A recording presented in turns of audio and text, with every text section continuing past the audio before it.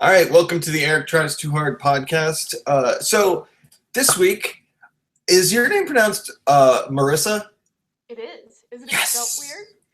weird? No, it's spelled completely normal. I've totally seen that spelling before. No, absolutely not. Yeah, for the longest time, I thought the Y was a V because I don't look closely at things and I have no attention to detail. And I was like, and before today, like as I got out of the shower, I was practicing the mirror. I was like, Marvza, Marvza, Marvza. But yeah, so Marissa, so how are you doing? I'm good. How are you? I'm good. It's early. Sorry for making you wake up.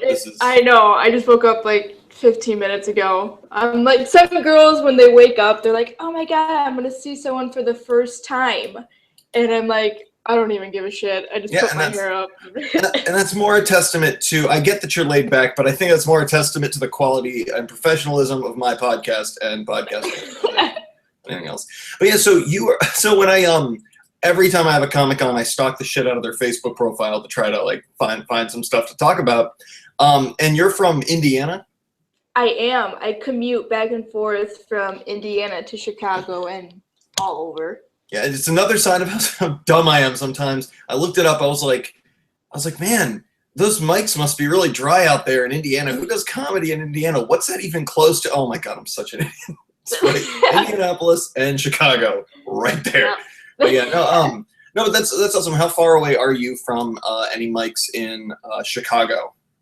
I'm about an hour 15 minutes away from the mics that I go to. That's not too bad at all. I know people from Pennsylvania have to go to an hour and a half in one direction to find something good. I guess yeah, if you're in between Philly and Pittsburgh. Yeah. Okay, that's awesome. So when did you I'm gonna ask questions in all different crazy chronological order. Go for it. What how long have you been doing stand-up? A little over a year now. Okay, and what made you do the to like just up and decide to do a mic? This wasn't my plan, actually. What was your plan? My plan was to be a probation officer, actually. So totally different thing in general. And I was going to school and bless you. Thanks. Like the 40th guest of mine to have to say that. Sorry, keep going. No, you're good. And I was going to college and I was just writing like sketches in college and people would like the teachers would be like, do you have the answer? And I'm like, I have this awesome joke if you would want me to tell you this. And so I decided to go to Second City because I didn't even start stand-up yet. So I started taking writing classes at Second City. And then I wanted to do improv, which I still haven't done yet. Yeah. Like, really? I still haven't done it yet. And I'm like, you know what? I'm going to try, an open mic, see how it goes. And to me, because with some people who did open mics, like, I don't know how it is over there or whatever. A lot of them are like bringers. This was like, you go, you get 5 minutes, done. So I knew nobody there. And I mean, I think I did okay, but I keep looking back at it. And I'm like, oh my God. But yeah, it just happened. So at least that's a more natural progression of you had a clear interest in comedy in one form or another. Then you started taking the steps in order to go that route. And then once you just try to mic. So that's awesome. I keep that. A lot of people will just be like, well, I had a guy last week who was just like, who was older, and he was like, well, I got my divorce papers in the mail, and I went and did a mic that night. it's like, oh my God. There was a time I was at a mic, and this guy was going through a breakup, and it wasn't even jokes. He was just venting to the crowd about how much of a bitch his girlfriend was, and it was just like, all right, whatever floats your boat. I went to a mic a few weeks or like a week before my baby was born, not to like perform or anything, just to see a bunch of people. And when I got there, one of my like comic friends was just like, "Oh, dude," he was like, "You should just go up and say anything you want to say before the babies do." Or it's like, if you're gonna freak out, just go on stage and freak out. It'll make you feel a lot better. But that's a really cool environment. And so where I am, I'm in Baltimore. and we have a very strong stand-up scene. Not a strong audience scene, but we have a strong, like, there are you can go to a mic, like the more popular mics, specifically one where you go on any given like Monday when it is, and there's 40, 50 comics there performing. Oh wow. Like it's huge, but there's only like 4 or 5 mics in the state that you can reasonably go to. A lot of people end up going up to New York or down to DC to kind of fill in extra time, but you can't exactly do a mic and then drive 3 hours and do another mic. Like it doesn't exactly work. Right. Yeah.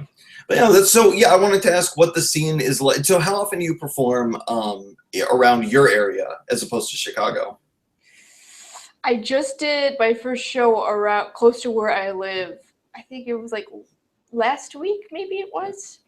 Because there's not much where I live at all. There's maybe 2 things, but it's not really like, oh, I'm gonna go here and I'm gonna like practice my set. It's more so like I'm gonna do this so people I know can see me. Yeah, I was gonna say you might want to keep like a nice that first year a nice blast zone radius away from your hometown.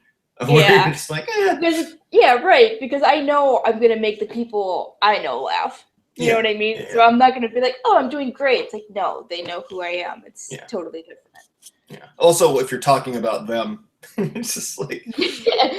Yeah, I have a lot of jokes about my mom. So. I was gonna say, like, I only saw a few. I went to your YouTube page. I only saw a few like stand-up clips that you had, and even from that, like with just like it was maybe 2.5 minutes of stuff that I saw, and a decent amount of crowd work and talking about yourself, and all of it, crowd work and talking about yourself, all was extremely personal, like which is very impressive.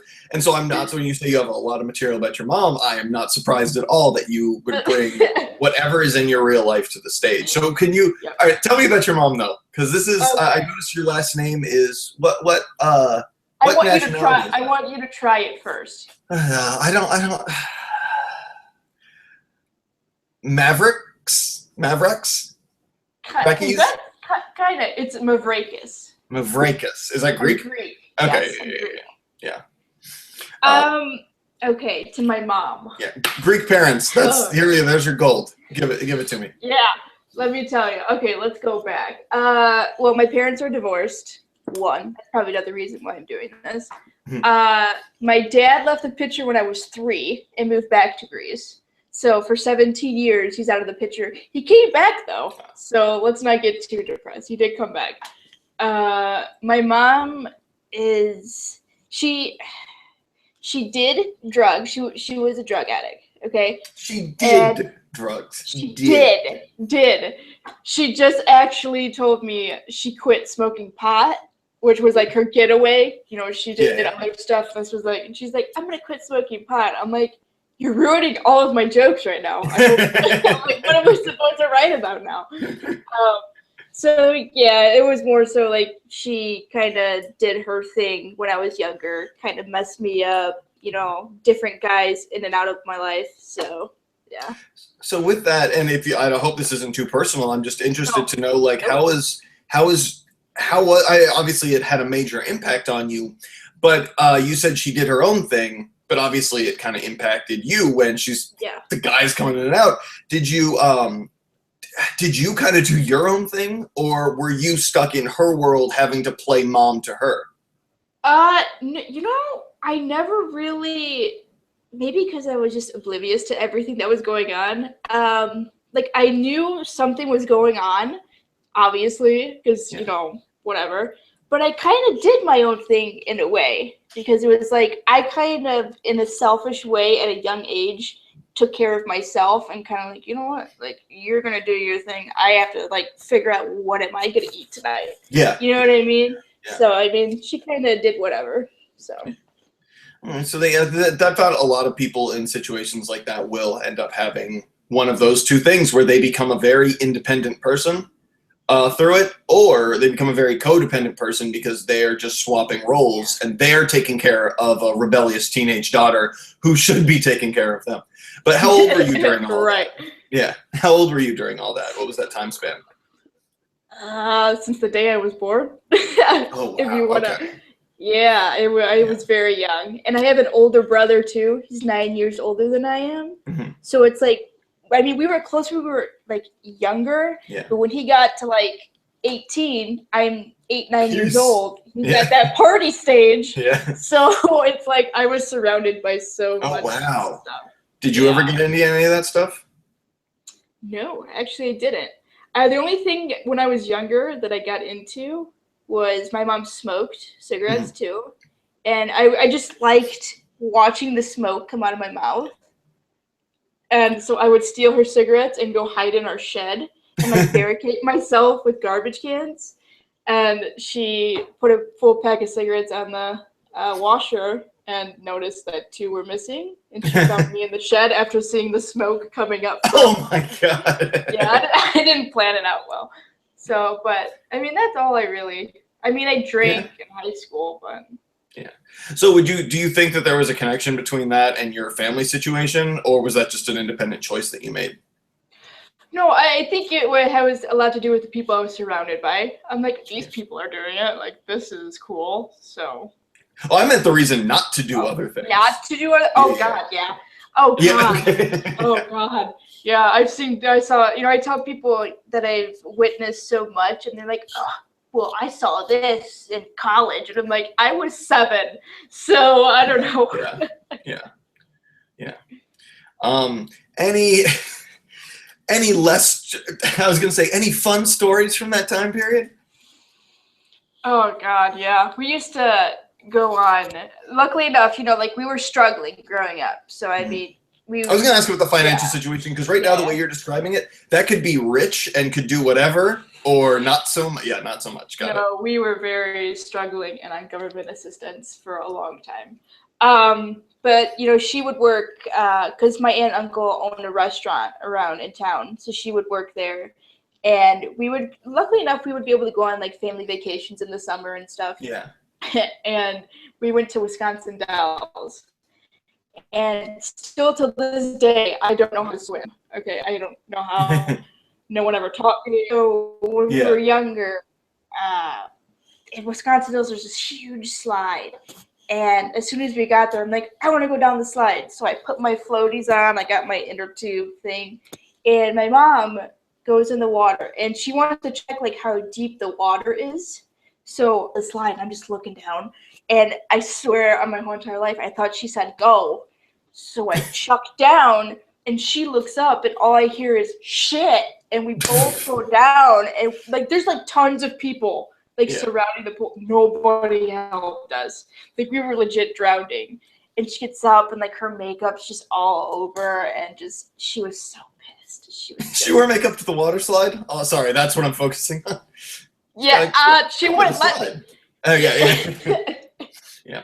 Well, you gotta. She's trying to protect you. It's okay. She doesn't want you to grow up too fast or see too much stuff. Just wants you to be able to, have a good, relaxing childhood. Yeah. Try.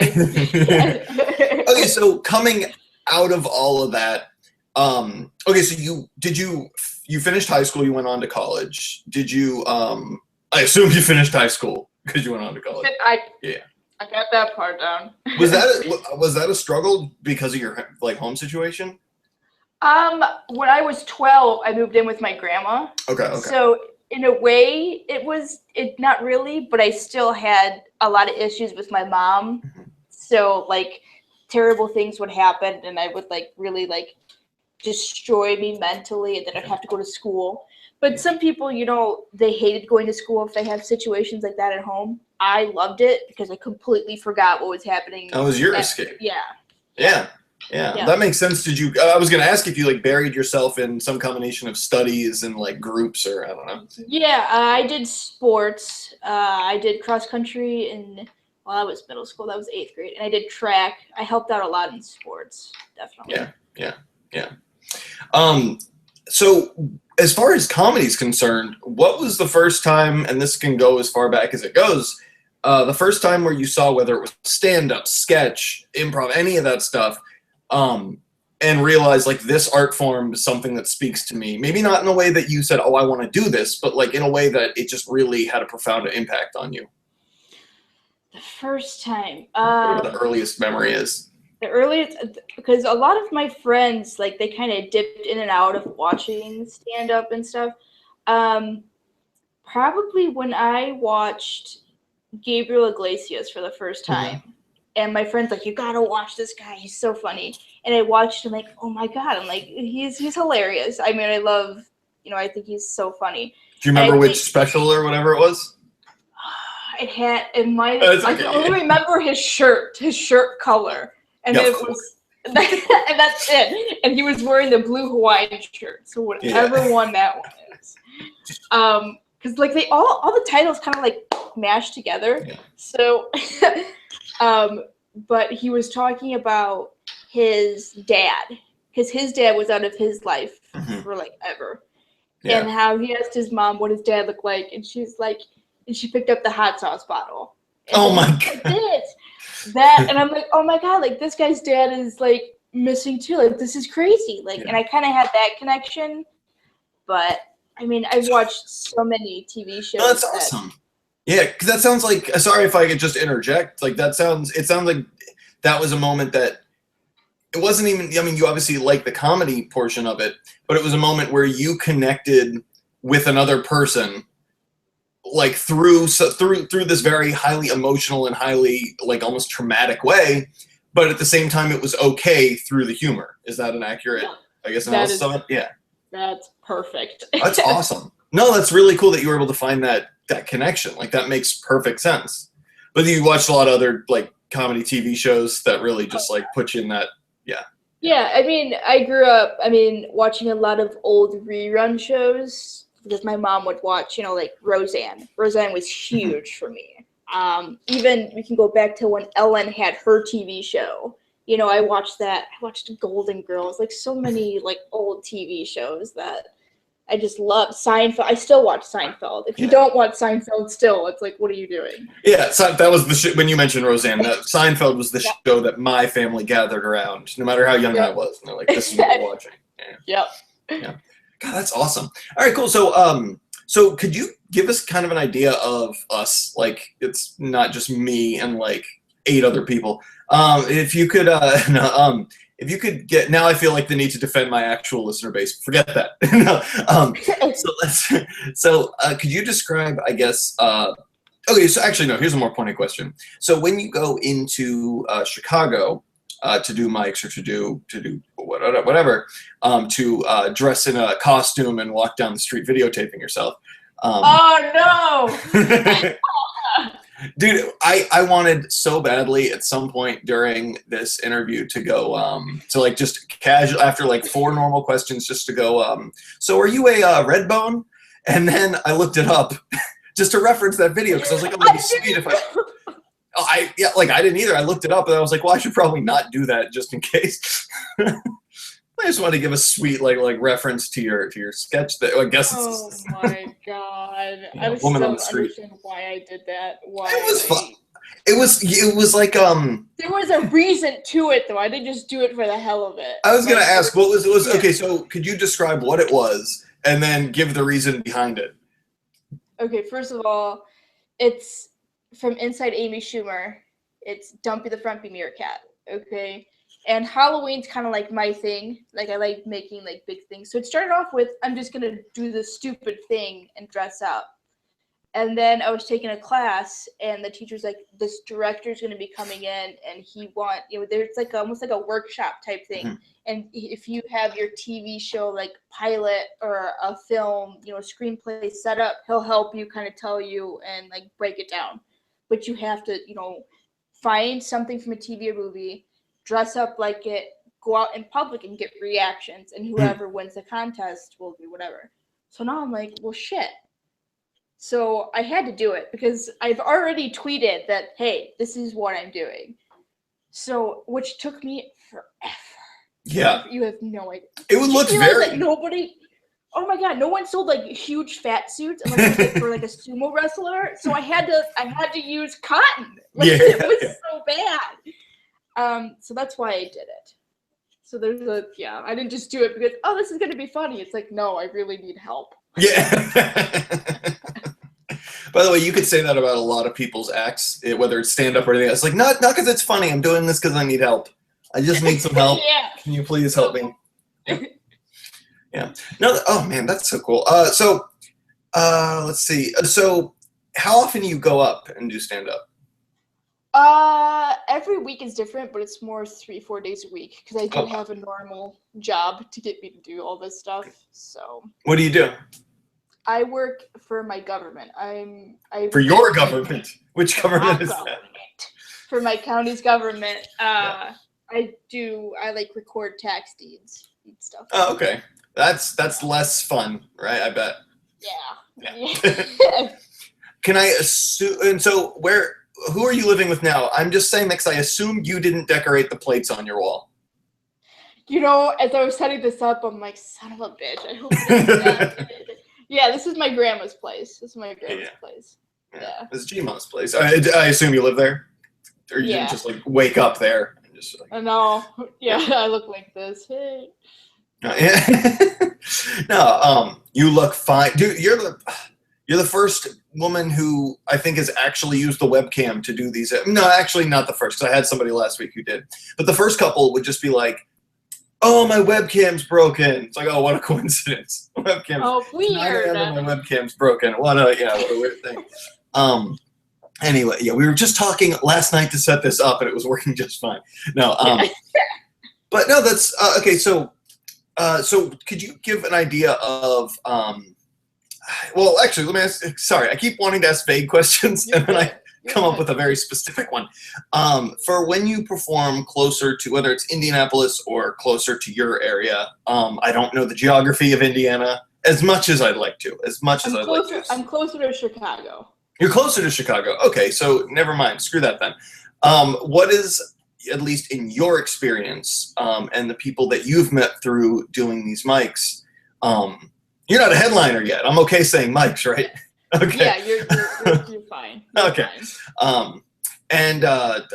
So what could you describe, I guess, the Chicago mic scene that you've been a part of through your experience? Like, what's it like? It's awesome. I mean, there's no. All right, next question. Okay, yeah, that's it. No, keep going. I want to. No, there's no better place for a upcoming comic to start off than Chicago. I mean, there's so many mics where people are watching you, and like if you ask them, hey, like what did you think? They're so willing to like critique, your set and help you out. There's also some places where it's like, this place fucking sucks. So I mean, and I've had a great deal of more good than bad, definitely. That's good. Yeah. And so do you have just, I guess, when the first time you went in, first time you did a mic, did you go with people you knew, or were there people you knew there? It was all cold? Nope, I knew no one. Yeah. And it took me forever to find the place, I remember. And I got lost afterwards for over an hour, and I had to go to the police station because I couldn't remember where I parked my car. And the counter to the police station was like tall. I'm like barely banking 5 foot. I'm very small.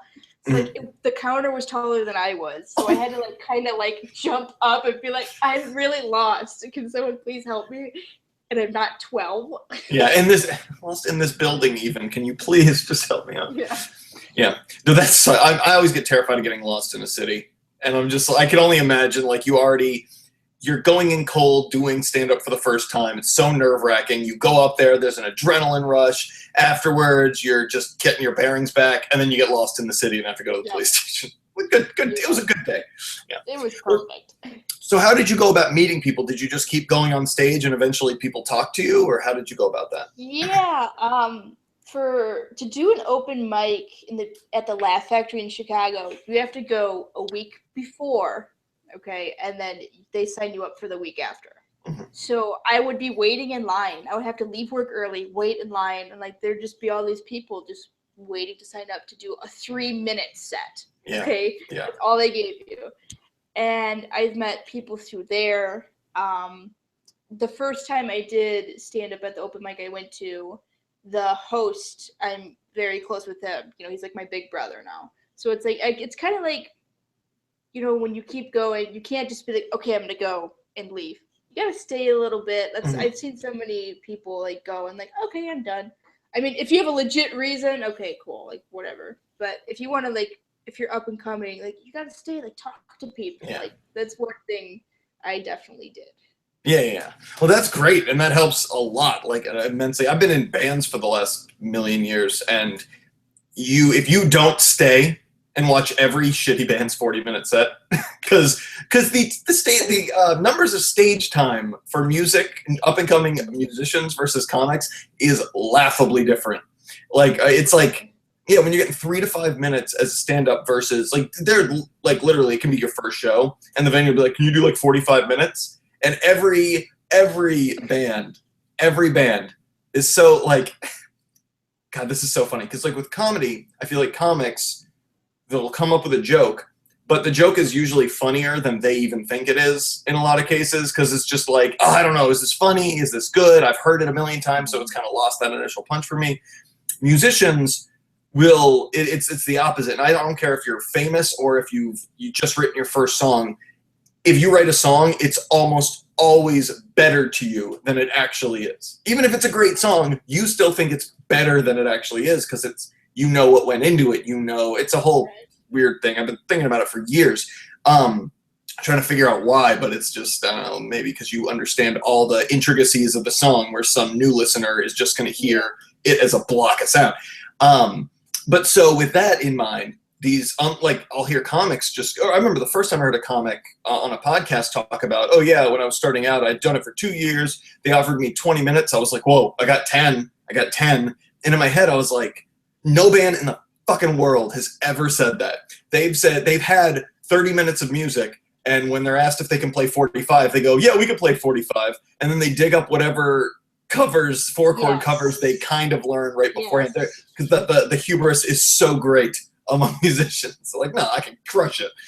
That's kind of the outtake that I've had. God, I don't remember, maybe a few months ago, someone was like, hey, you got 15 minutes? Well, no, not that it's gonna be good. I mean, I have more than 15 minutes, but not that's going to be acceptable. And I'm like, yeah, I have 15 minutes. I'm literally like running around. I'm like, I got to get 15 minutes. I got to do this. So yeah, you talk about it like that 15 minutes, it's a physical thing. Like, all right, I get 2 minutes over here. I got to go over here, get 2 minutes. Okay. But no, that is weird how some comics like, no, I can't do it. Like I only have, I think that's so funny. Yeah. Well, like, so Chicago's fascinating for me, or to me, because it's like my wife's whole family's from there. Like she lived there, I think, for some amount of time. I think she was born there. Because you have like. You don't know where your wife is born?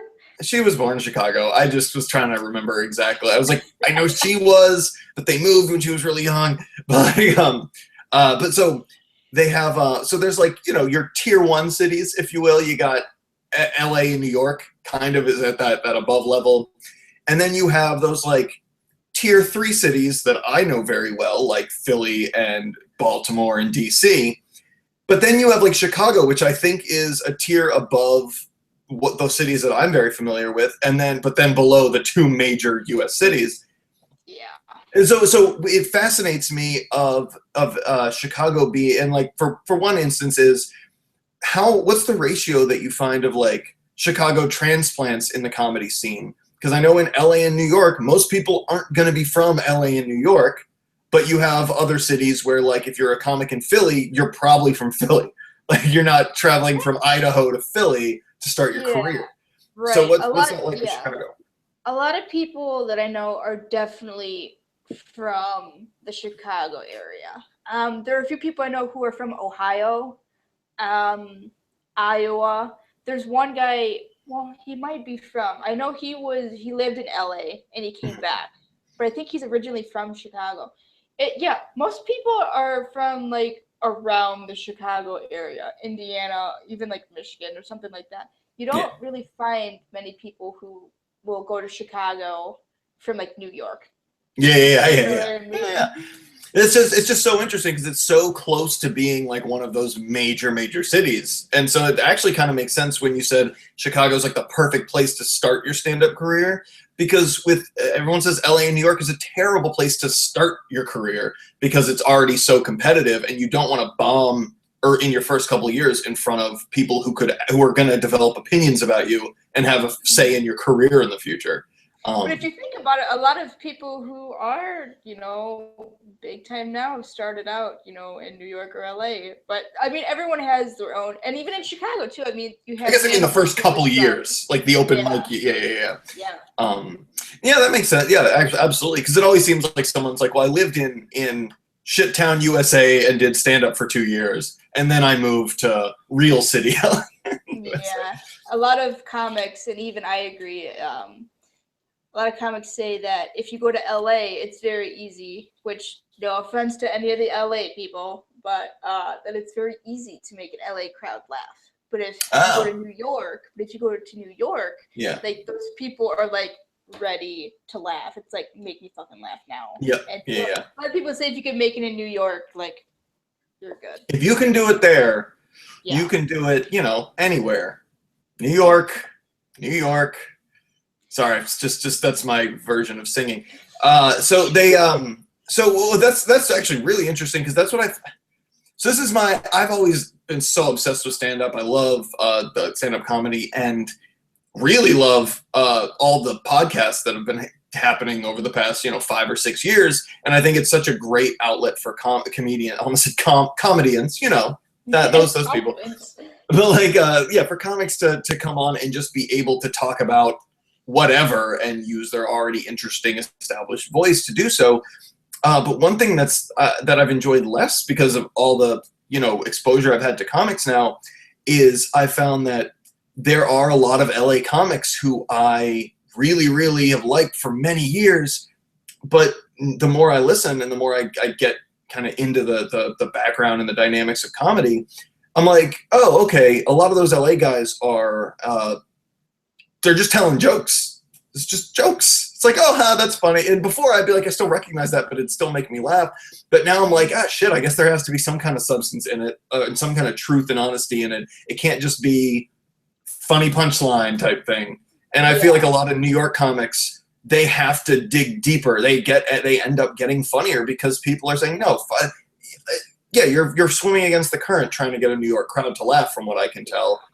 Right. And with LA, people are already ready to go, and so you don't get that same feedback. Yeah, that makes perfect sense. If everybody tells you as an artist, if everyone tells you you're already doing great, or as a human being, I don't know if anybody else comes up to you and just like, yeah, you're doing great, but like, you're not gonna necessarily improve. You might, but I think in most cases you're not gonna improve if you're already thinking you're operating at the highest level you can. Right. But if you're constantly being told that you suck, no matter how good you are, you start to end up I'm going to be such a bad dad now that I'm right. Like, you're terrible. You're terrible. And then I go into another room and smile to myself knowingly. She's going to be the best. But yeah. Oh my God. Well, that's what I always like think to myself about how artists, I like the comics are the closest thing I think to the middle of on the art and athletic spectrum. Whereas art is more subjective and athletics are pretty objective. Like you can't like, you ran track, you can't like lose a race and then when someone goes, oh, I'm sorry you lost, you go, well, I didn't really lose. Like you guys just didn't get what I was going for. Like I was trying. I didn't run in track. I threw shot put a discus in track. All right. Well, I was aiming for 5 feet in front of my feet. That's a really hard skill to do, and a lot of these other people can't do it. But you can't do that. That doesn't matter. So I think with comics, you're getting that instant reaction of laughter or not laughter, and after enough not laughter, and that awful negative reinforcement, you have to go back and go, oh, that's not funny. I thought that was funny, but that was not funny, and so you have to improve objectively. A lot of musicians, and I'm only speaking for that because that's my experience, a lot of musicians never get that. People don't just not applaud at the end of a song from a band. And if they do, that's really bad. But it's still, like, at the end of the day, you can always say, oh, they didn't get it. That wasn't my crowd. That wasn't this. That wasn't that. And eventually, and you're not even going up that much as a starting out musician. So it really is just like, with comics, you have to get better. And I think that's really a good point you made about LA versus New York in that aspect. So what's it like with Chicago? How are the crowds? Are they ready to laugh or? Oh my my God, I love Chicago crowds. Oh, if I could take a Chicago crowd and just set them in a New York club and just have me do that, I would be so happy. But they're great. I love Chicago crowds. They're seriously the best. But they'll let you know if you suck. They'll definitely let you know. So is that, would you say, I mean, like trying to, speaking more objective, or not objectively, speaking more like specifically, is it that they kind of have a little bit of an excitement buffer like an LA crowd, but then it goes away if you suck? Or how would you describe the reaction? Yeah, that's a good way to describe it. Like, luckily enough, I've never gotten to the point where it completely bombed. Like, to me, it's like, if I get one laugh, I'm like, I did so good tonight. Like, great. Because to me, it's like, I don't want to think that I bombed, so I kind of make it like, oh, okay, like I got someone to laugh, so it's okay. Well, that's good positive thinking. Yeah, that's what I try to. I just manipulate my mind to think I don't suck at what I'm doing. But I also like that you said you ask other comics afterwards, and you're just like, can you please give me some feedback? Can you critique it a little bit? Because that shows that you're trying to grow, that you're just like, all right, so you're keeping a hopefully healthy mindset, but also like trying to grow. Yeah. Right. I'm definitely trying. So I know you said you've only been doing it for about a year, but outside of stand-up, are you doing anything else comedy-wise? I've written a lot of stuff. I wrote a lot of sketches. Right now I'm in the middle of writing a screenplay. Sooner or later I'll get it done. So I can submit it to like different competitions and stuff. Yeah. I've written a few plays. Hopefully one will go through pretty quick. Which it's not too bad writing a play. I mean, a sketch and a play to me, it's different, but it's not in a way. I don't know. So yeah, I mean, really, my mind is really more stand up. Now. Yeah, that's where you're focusing. That's awesome. All right, so where can we? So as we're wrapping up, where can we find you? Videos, stand up, Twitter, any of that stuff? You can my YouTube if you just type in my name, Marysa Mavrakys. If you don't know how to spell it, I'm assuming you're gonna put it up. Yes. No. Nope. Nope. Yes. Episode 52 or whenever this is. Yes. Twitter is just it's just my name. It's literally just my name, Marysa Mavrakys. And you can also, if you wouldn't mind, like sending me the links on Facebook, so I can just copy them and put them right into the description of the podcast. Yeah, for sure. Sweet. All right. Well, thank you so much for coming on. I really, really appreciate it. No problem. Thanks for waking me up. Oh, no problem. Hey, anytime. If this is the alarm clock that you need, then I can be that for you. Well, yeah. All right. Well, thanks so much, and we will catch you soon. Yes, sounds good. Thank you. No problem. See ya.